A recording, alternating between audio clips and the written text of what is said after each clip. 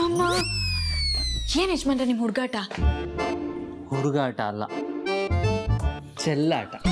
ನನಗೆ ಮಾಡೋದಕ್ಕೆ ತುಂಬಾ ಕೆಲಸ ಇದೆ, ಮೊದಲು ಜಾಗ ಖಾಲಿ ಮಾಡಿ. ಯಾರಾದ್ರೂ ನೋಡಿದ್ರೆ ಕಷ್ಟ. ನೋಡ್ಲಿ ಬಿಡು, ಇದು ನನ್ನ ಹೆಂಡತಿ ಅಡ್ಡ. ನನಗಿಲ್ಲಿ ಬರೋದಕ್ಕೆ ಯಾವ ಪರ್ಮಿಷನ್ನು ಬೇಡ. ಬೇರೆ ಯಾರಾದರೂ ಬಂದರೆ ನಿನ್ನನ್ನು ಕೇಳೇ ಬರಬೇಕು ಅಂತ ಹೇಳ್ತೀನಿ. ಓ, ಅಷ್ಟೊಂದು ಧೈರ್ಯ ಇದೆಯಾ ನಿಮಗೆ? ಯಾರಾದರೂ ಬರಲಿ, ಆವಾಗ ತೋರಿಸ್ತೀನಿ. ಆದರೆ ನೀ ಯಾಕೆ ಇಷ್ಟೊಂದು ಹೆದರ್ಕೊಂಡಿದ್ಯೋ ನನಗೆ ಗೊತ್ತಾಗ್ತಾ ಇಲ್ಲ. ಅದು ಅಲ್ಲದೆ ನಿನ್ನೆ ಏನೋ ಅಮ್ಮನ ಹತ್ರ ಹೋಗಿ ನನ್ನ ಬಗ್ಗೆ ಹಾಕ್ಕೊಡ್ತೀನಿ ಅಂತ ನನ್ನ ಹೆದರ್ಸ್ತಾ ಇದ್ದೆ. ಎಲ್ಲೋಯ್ತು ಧೈರ್ಯ? ಈಗಲೂ ಧೈರ್ಯ ಇದೆ ಸರ್, ತೋರಿಸ್ತೀನಿ. ನನ್ನ ಹಿಂದೆ ಬನ್ನಿ. ಆಯ್ತಾಯ್ತು, ತಾವು ಮುಂದೆ ಹೋಗಿ ನಾನು ಹಿಂದೆ ಬರ್ತೀನಿ. ಆಯ್ತು, ಬನ್ನಿ. ಇದೆ ಇವತ್ತು ನಿಮಗೆ.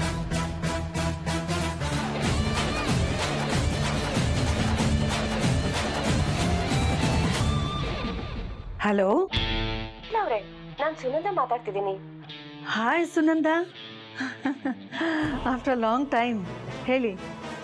ನನ್ನ ಮಗನ ಮದುವೆ ಇತ್ತು, ಇನ್ವಿಟೇಷನ್ ಕೊಡೋಕ್ಕೆ ಬರೋಕ್ಕಾಗ್ತಿಲ್ಲ, ಅದಕ್ಕೆ ಕಾಲ್ ಮಾಡಿ ಹೇಳ್ತಿದ್ದೀನಿ. Sunanda, hearty congratulations. ರಘು ಬೇರೆ ಊರಲ್ಲಿಲ್ಲ, ಮಕ್ಕಳನ್ನ ಮಾತ್ರ ಬಿಟ್ಟು ನಾನು ಬರೋಕ್ಕಾಗಲ್ಲ. ತಪ್ಪು ತಿಳ್ಕೊಬೇಡಿ, ಇಲ್ಲಿಂದನೇ ಆಶೀರ್ವಾದ ಮಾಡ್ತೀವಿ. I don't think it is possible this time. ಸರಿ ಸರಿ. ಹಾಗೆ ಮಕ್ಕಳು ಅಂದಿದ್ದ ಹಾಗೆ ನೆನಪಾಯ್ತು, ನಿಮ್ಮ ಮಗನ ಮದುವೆ ಯಾವಾಗ? ಮಗನ ಮದುವೆ ಏನೋ ಕದ್ದು ಮುಚ್ಚಿ ಆಗೋಯ್ತು. ಎಲ್ಲರೂ ಸಲಹೆ ಕೊಡೋರೆ.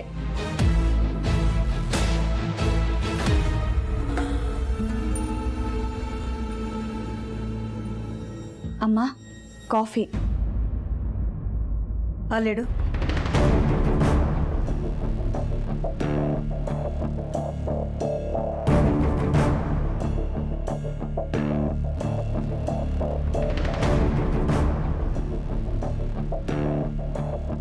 ಅಮ್ಮ, ನಿಮ್ಮ ಹತ್ರ ಒಂದು ಮುಖ್ಯವಾದ ವಿಷಯ ಮಾತಾಡಬೇಕಾಗಿತ್ತು. ಏನು? ದೊಡ್ಡ ಯಜಮಾನ್ರ ಮದುವೆ ಬಗ್ಗೆ ಸ್ವಲ್ಪ ಯೋಚನೆ ಮಾಡಿದ್ರೆ ಚೆನ್ನಾಗಿರೋದೇನೋ.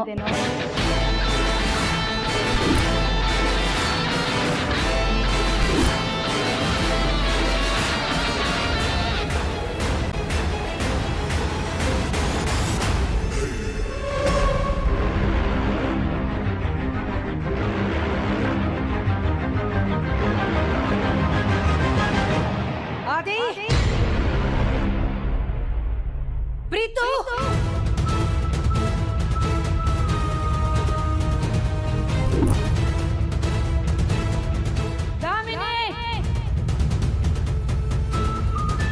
ಅಕ್ಕ, ಯಾಕಕ್ಕ ಇಷ್ಟೊಂದು ಕೋಪದಲ್ಲಿ ಕಿರ್ಚ್ಕೊಂಡ್ರಿ?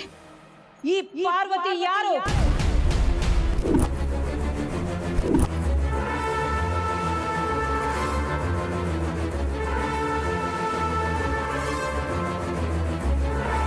ಈ ಮನೆಗೆ ಇವಳು ಏನಾಗ್ಬೇಕು?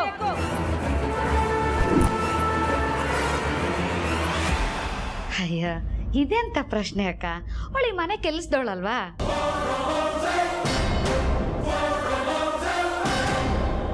ಪ್ರೀತು, ನೀನ್ ಹೇಳು.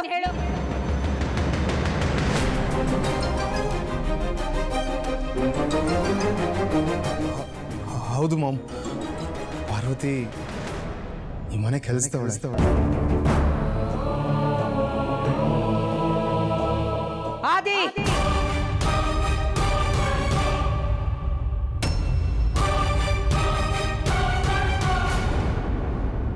ಮನೆ ಕೆಲಸ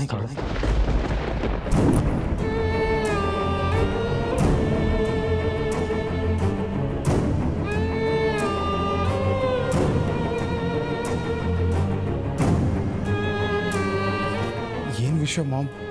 ಈ ಮನೆಯಲ್ಲಿ ಇವಳ ಕೆಲಸ ಏನು? ಅದೇ ಅಕ್ಕ, ಅಡ್ಗೆ ಮನೇಲಿ ಬಿದ್ದಿರೋದು, ನಮಗ್ ಬೇಕಾಗಿರೋದನ್ನ ತಂದ್ಕೊಡೋದು. ಹೌದು ತಾನೇ?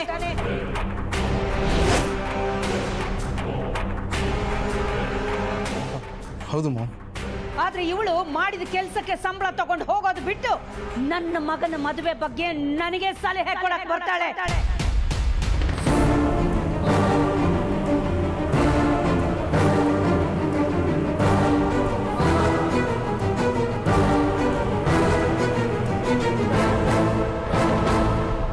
ಎಷ್ಟು ಧೈರ್ಯ ಇರಬೇಕು ಇವಳಿಗೆ. ಇನ್ನು ಮುಂದೆ ಕೆಲ್ಸದವ್ರನ್ನ ಎಲ್ಲಿಟ್ಟಿರ್ಬೇಕು ಅಲ್ಲೇ ಇಟ್ಟಿರ್ಬೇಕು. ಏನೋ ಪಾಪ ಅಂತ ಹತ್ರಕ್ಕೆ ಬಿಟ್ಕೊಂಡ್ರೆ ತಲೆ ಮೇಲೆ ಹತ್ತಿ ಸವಾರಿ ಮಾಡ್ತಾರೆ. ಹ. ಇನ್ನು ಮುಂದೆ ನಿನ್ನ ಸ್ಥಾನ ಮಾನ ಏನು ಅನ್ನೋದನ್ನ ನೆನಪಿನಲ್ಲಿ ಇಟ್ಕೊಂಡು ನಡ್ಕೊಂಡಿಯೋ ಸರಿ, ಇಲ್ಲ ಅಂದ್ರೆ ಪರಿಣಾಮ ನೆಟ್ಟಗಿರಲ್ಲ.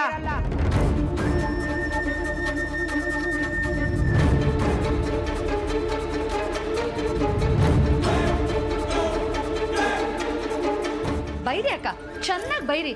ನಾಯಿನ ತಂದು ಸಿಂಹಾಸನದ ಮೇಲೆ ಕೂರ್ಸಿದ್ರೆ ಅದು ತನ್ನ ಬುದ್ಧಿನ ಬಿಟ್ಬಿಡುತ್ತಾ? ಈ ವಿಷಯ ಎಲ್ರಿಗೂ ಅನ್ವಯಿಸುತ್ತೆ.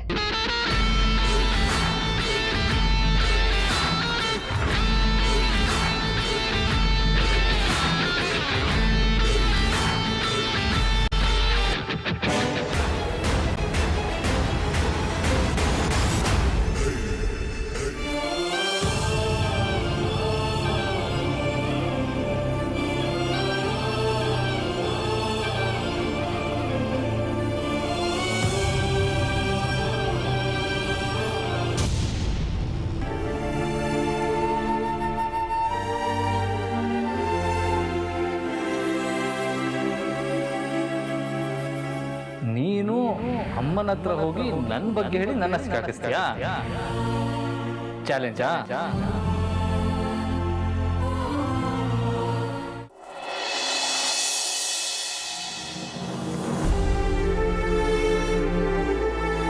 ಈ ಪಾರ್ವತಿ ಯಾರು?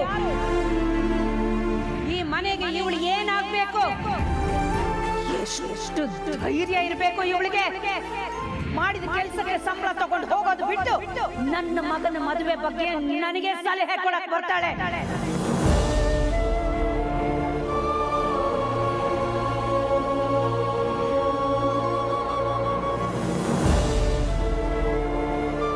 ಇನ್ನು ಮುಂದೆ ನಿನ್ನ ಸ್ಥಾನ ಮಾನ ಏನು ಅನ್ನೋದನ್ನ ನೆನಪಿನಲ್ಲಿ ಇಟ್ಕೊಂಡು ನಡ್ಕೊಂಡಿಯೋ ಸರಿ.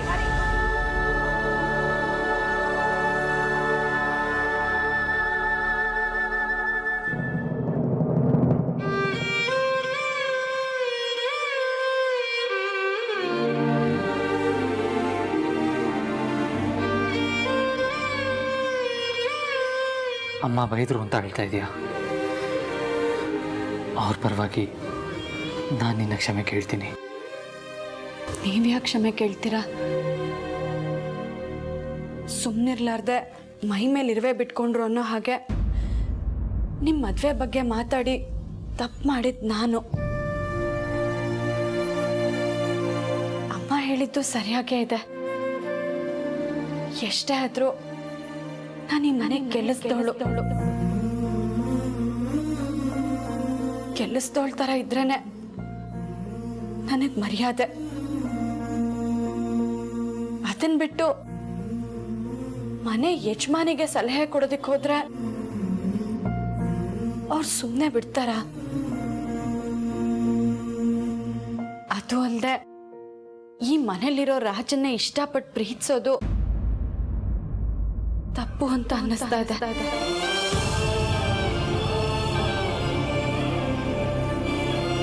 ಅಪ್ಪ ಯಾವಾಗ್ಲೂ ಹೇಳೋರು,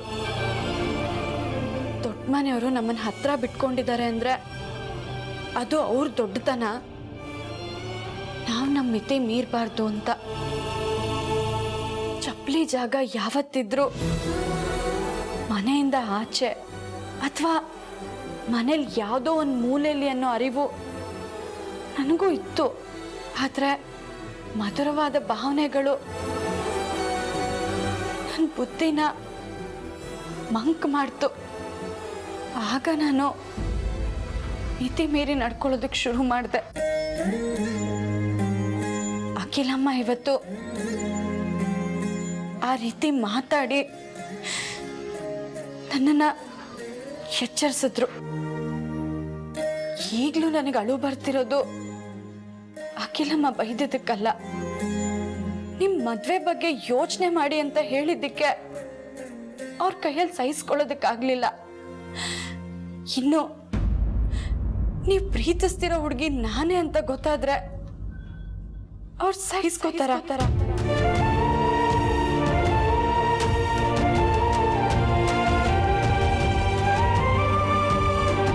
ಬೇಡ ಪಾರ್ವತಿ, ಅಷ್ಟೊಂದು ಸೀರಿಯಸ್ ಆಗಿ ಯೋಚನೆ ಮಾಡಬೇಡ. ಅಮ್ಮ ಯಾವುದೋ ಟೆನ್ಷನಲ್ಲಿ ಇದ್ರು ಅನ್ಸುತ್ತೆ, ಅದಕ್ಕೆ ಬೈದಿದ್ದಾರೆ ಅಷ್ಟೇ. ಎಷ್ಟೇ ಆಗಲಿ, ನೀವು ಆಕಾಶದಲ್ಲಿ ಬೆಳಗೋ ಸೂರ್ಯ, ನಾನು ಭೂಮಿ ಮೇಲಿರೋ ಸಾಮಾನ್ಯ ಹೆಣ್ಣು. ನಾನು ನೀವು ಯಾವುದೇ ಕಾರಣಕ್ಕೂ ಒಂದಾಗೋದಕ್ಕೆ ಸಾಧ್ಯ ಇಲ್ಲ.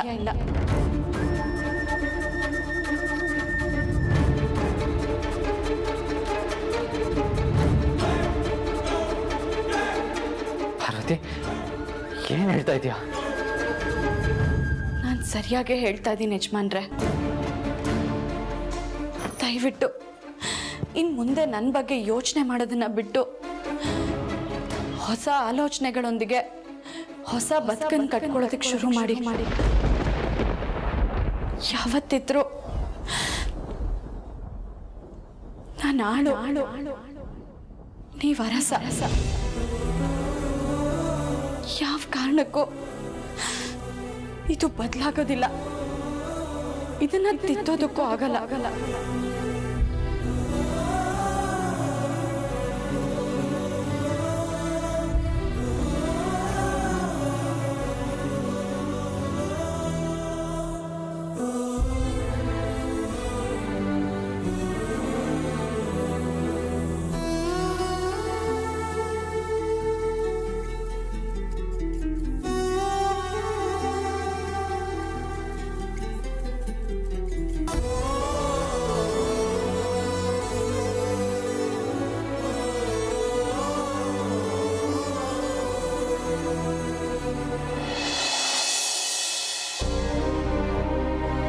ಇದಕ್ಕೆಲ್ಲ ನೀನೇ ಕಾರಣ ಬ್ರೋ. ಮಾಮ್ ಹತ್ರ ಆ ಥರ ಮಾತಾಡೋದಕ್ಕೆ ಅದಕ್ಕೆ ನಾನು ರೊಚ್ಚಿಗೆ ಬಿಸಿದೆ. ಪ್ರೀತು, ನನಗೇನು ಗೊತ್ತಿತ್ತು ಪಾರ್ವತಿ ಹೋಗಿ ಮದುವೆ ವಿಷಯ ಮಾತಾಡ್ತಾಳೆ ಅಂತ? ನಾನೇನೋ ಅವಳ ರೇಗಿಸ್ದೆ, ಅದಕ್ಕೆ ಕೋಪ ಮಾಡ್ಕೊಂಡು ಅಮ್ಮನ ಹತ್ರ ಹೀಗೆ ಮಾತಾಡ್ಕೊಂಡು ಬೈಸ್ಕೊಂಬಂದ್ಲು.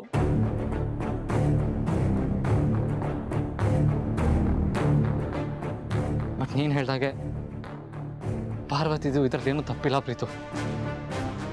ಅಮ್ಮ ಮೊನ್ನೆವರೆಗೂ ಪಾರ್ವತಿ ವಿಷಯದಲ್ಲಿ ಸಾಫ್ಟ್ ಆಗಿದ್ರು, ಆದ್ರೆ ಇವತ್ತು ಯಾಕೆ ರೂಢಾಗಿ ಬಿಹೇವ್ ಮಾಡೋದು ಅಂತ ನನಗೆ ಗೊತ್ತಾಗ್ತಾ ಇಲ್ಲ. ಎಲ್ರನ್ನು ಕರೆದು ಅವಳಿಗೆ ಏನೋ ದೊಡ್ಡ ಅಪರಾಧ ಮಾಡಿರೋ ಥರ ಟ್ರೀಟ್ ಮಾಡಿದ್ರು. ನಮಗೆ ಇಷ್ಟು ಶಾಕ್ ಆಗಿರ್ಬೇಕಾದ್ರೆ ಇನ್ನು ಅವಳಿಗಾಗಲ್ವಾ ಹೇಳು? ಇವಾಗ ಅವಳು ನನ್ನ ಪ್ರೀತಿನೇ ತ್ಯಾಗ ಮಾಡಕ್ಕೆ ಹೊರಟಿದ್ದಾಳೆ. ನಾನು ಯಾಕಾದ್ರೂ ಪ್ರೀತಿ ಮಾಡಿದೆ ಅಂತ ಹೇಳ್ತಾ ಇದ್ದಾಳೆ. ನಾನು ಅವಳಿಗೆ ಹೇಗೆ ಕನ್ವಿನ್ಸ್ ಮಾಡಲಿ ಪ್ರೀತು? ಹೋಗ್ಲಿ ಬಿಡು ಬ್ರೋ, ಪ್ರೀತಿಲಿ ಇದೆಲ್ಲ ಸಹಜ.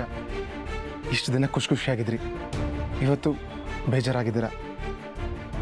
ಪ್ರೀತಿಲಿ ಇದೆಲ್ಲ ಫೇಸ್ ಮಾಡ್ಬೇಕಾಗತ್ತೆ ಬ್ರೋ. ಒಂದ್ ವೇಳೆ ಅವಳು ಹೇಳ್ದಾಗೆ ಅವಳು ನನ್ನಿಂದ ದೂರ ಆಗ್ಬಿಟ್ರೆ? ನೋ, ಹಾಗೆಲ್ಲ ಮಾಡೋರಲ್ಲ ನಮ್ಮ ಅದಕ್ಕೆ. ಅದು ಹೇಗೆ ಹೇಳ್ತೀಯ ಪ್ರೀತು? ಅಷ್ಟೊಂದು ನಂಬಿಕೆನಾ? ಅದಕ್ಕೆ ಮೇಲೆ ಎಷ್ಟು ನಂಬಿಕೆ ಇದೆಯೋ ನೀವಿಬ್ಬರು ಪ್ರೀತಿ ಮೇಲೂ ಅಷ್ಟೇ ನಂಬಿಕೆ ಇದೆ ಬ್ರೋ.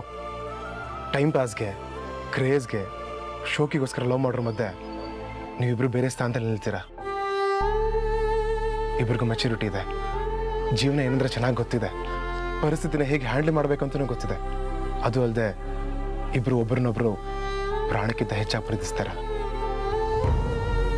ತಲೆ ಕೆಡ್ಸ್ಕೊಬೇಡ ಬ್ರೋ. ಮಾಮ್ ಏನೋ ಹೇಳಿದ್ರು ಅಂತ ಅದಕ್ಕೆ ಆ ಥರ ಮಾತಾಡಿದ್ರೆ ಅಷ್ಟೇ. ನೀನು ಇಷ್ಟು ಹೇಳಿದ್ಮೇಲೆ ನನ್ಗೆ ಹೀಗೆ ಸಮಾಧಾನ ಆಯಿತು.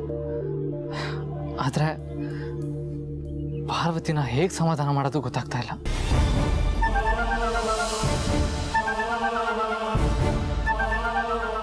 ಬ್ರೋ, ಅದಕ್ಕೆ ಸಮಾಧಾನ ಮಾಡೋದಕ್ಕೆ ನನ್ನ ಹತ್ರ ಒಂದು ಸೂಪರ್ ಐಡಿಯಾ ಇದೆ.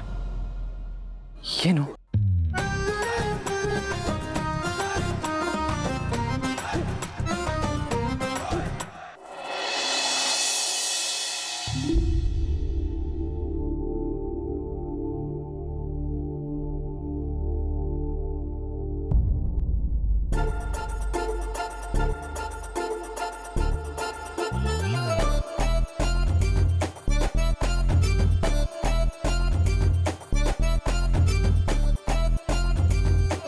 ಯಾರು ನೀವು?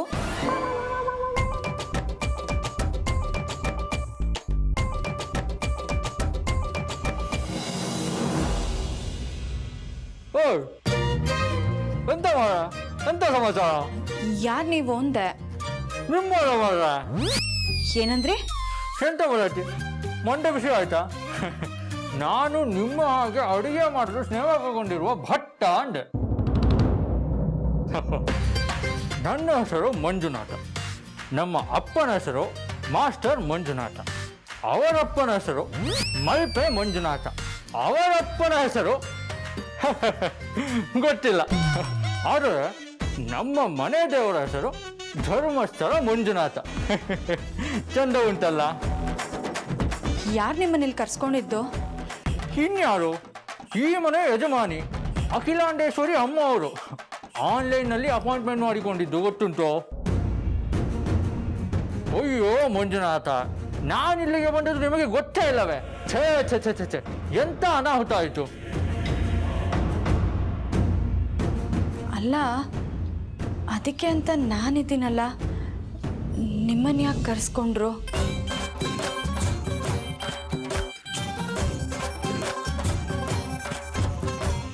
ಆದ್ರೆ ಇವಳು ಮಾಡಿದ ಕೆಲಸಕ್ಕೆ ಸಂಬಳ ತಗೊಂಡು ಹೋಗೋದು ಬಿಟ್ಟು ನನ್ನ ಮಗನ ಮದುವೆ ಬಗ್ಗೆ ನನಗೆ ಸಲಹೆ ಕೊಡಕ್ ಬರ್ತಾಳೆ. ನನ್ನ ಕೆಲಸದಿಂದ ಏನಾದರೂ ತೆಗ್ದಾಕ್ಬಿಟ್ರಾ? ಎಂತ ಮಾರಾಯ್ತಿ ಮಂಡೆ ಬಿಸಿ ಮಾಡ್ಕೊಳ್ಳೋದು? ನಿಮ್ಮನ್ನು ಕೆಲಸದಿಂದ ತೆಗೆದು ಹಾಕಿಲ್ಲ, ನನ್ನನ್ನು ಹೊಸದಾಗಿ ನೇಮಕ ಮಾಡಿಕೊಂಡಿದ್ದಾರೆ ಅಷ್ಟೇ. ಯಾಕೆ?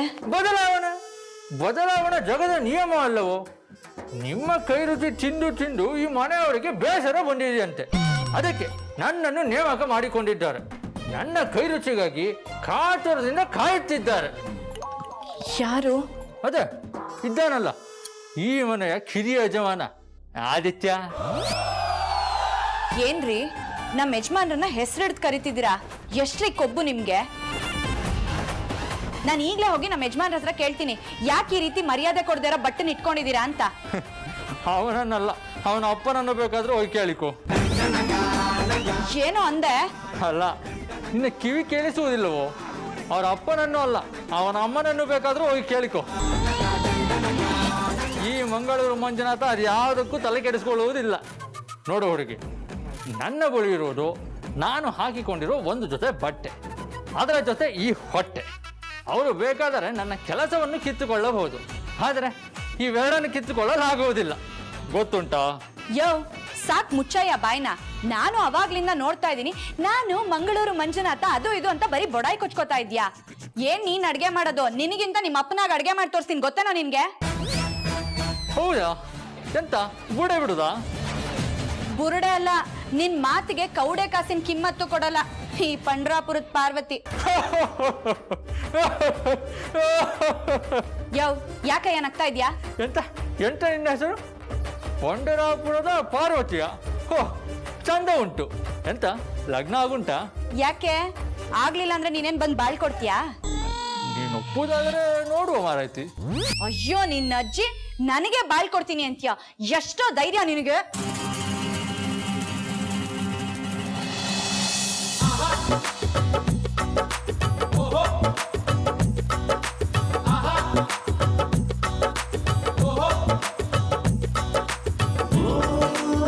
ಈ ಕೋಮಲವಾದ ಕೈಯಿಂದ ಒಮ್ಮೆ ನನ್ನನ್ನು ಸ್ಪರ್ಶಿಸುವೆಯಾ?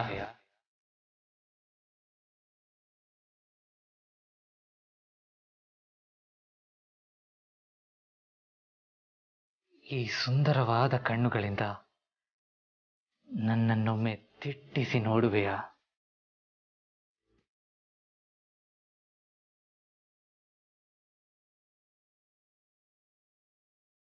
ಗಟ್ಟಿಯಾಗಿ ಒಮ್ಮೆ ಬಿಗಿದಗಿದಗಿದುವೆಯಾ ಗೆಳತಿ?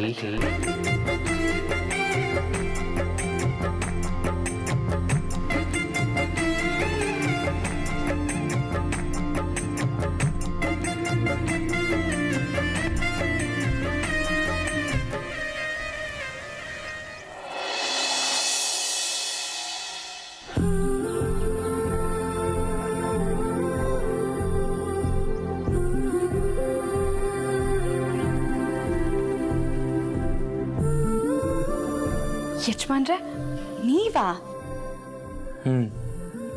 ನಾನೇ. ಏನ್ ನಿಮ್ಮ ಅವತಾರ? ಎಲ್ಲ ನಿನಗೋಸ್ಕರ. ನೀನೇ ಹೇಳ್ದಲ್ವಾ, ಆಳು ಅರಸನ ಮಧ್ಯೆ ಭೂಮಿ ಆಕಾಶದಷ್ಟು ಅಂತರ ಇದೆ ಅಂತ. ಆ ಅಂತರನ ದಾಟ್ ಬಂದಿದ್ದೀನಿ.